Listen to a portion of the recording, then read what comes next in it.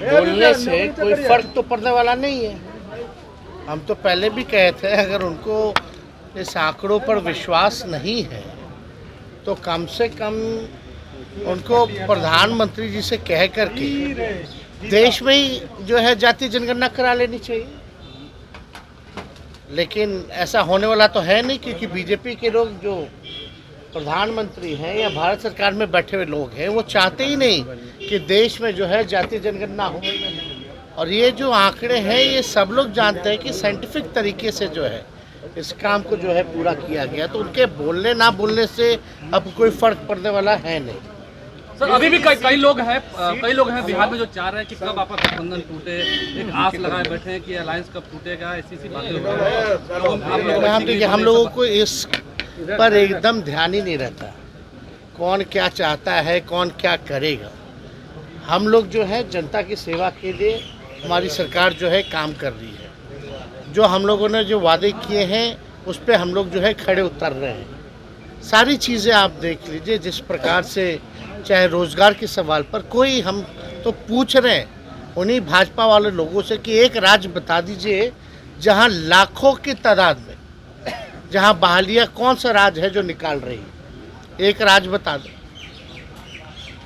हम लोगों ने जाति जनगणना का कमिटमेंट किया था, हम लोगों ने मानदेय बढ़ाने की बात की थी, विकास मित्र हों, तालकी मरकज़ हों, आशा वर्कर हों, इन सब लोगों का जो है मानदेय जो है दुगुना जो है किया गया।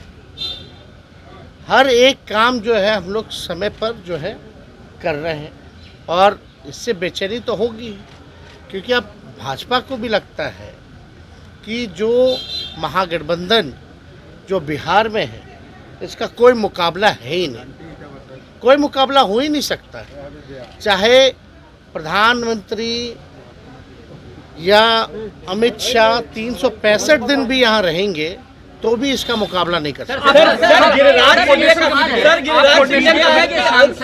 समाज के जो नेता हैं, बीजेपी के एमपी हैं, उन्होंने आरोप लगाया है कि टीएमसी की जो सांसद जो पैसा लेकर सवाल पूछती है, बेकार का आरोप है और इस पे तो हमको पढ़ना नहीं चाहिए।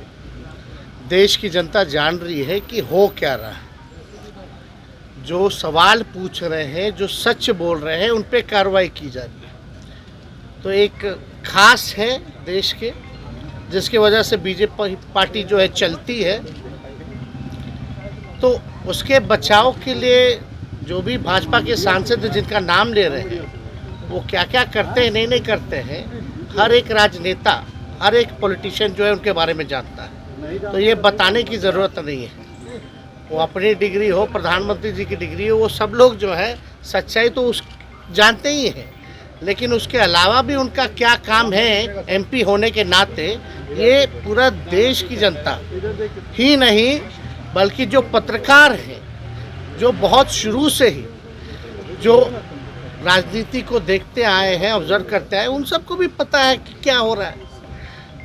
और महुआ मित्रा जो है पढ़ी लिखी महिला है, जिस कॉलेज से पढ़ी है उस कॉलेज में एडमिशन मिलना बहुत मुश्किल होता है और वहाँ से सबसे बड़े बैंक में उन्होंने काम किया है, एज ए वाइस प्रेसिडेंट भी काम किया है और ये मामूली बात नहीं है।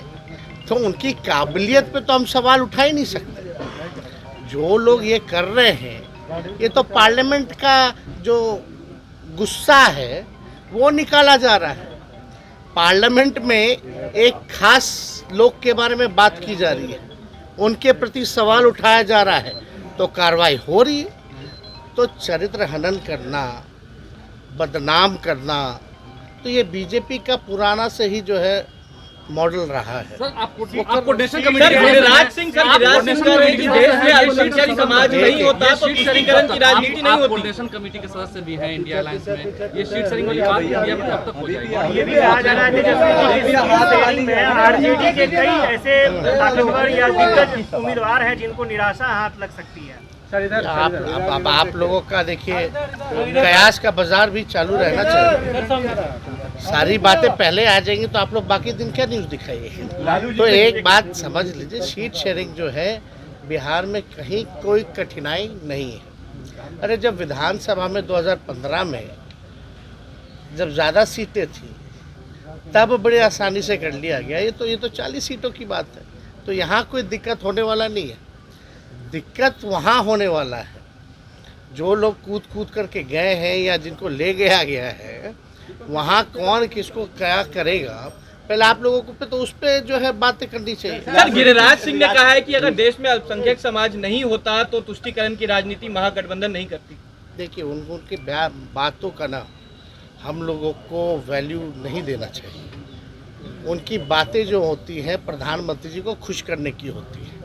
अभी तो बातें चल रही है भाजपा में कि 2 टर्म से ज़्यादा किसी को जो है मौका नहीं मिलेगा, तो उसी फेरा में बहुत ऐसे नेता हैं जो चाह रहे कि तीसरी बार भी जो है टिकट मिले। लालू जी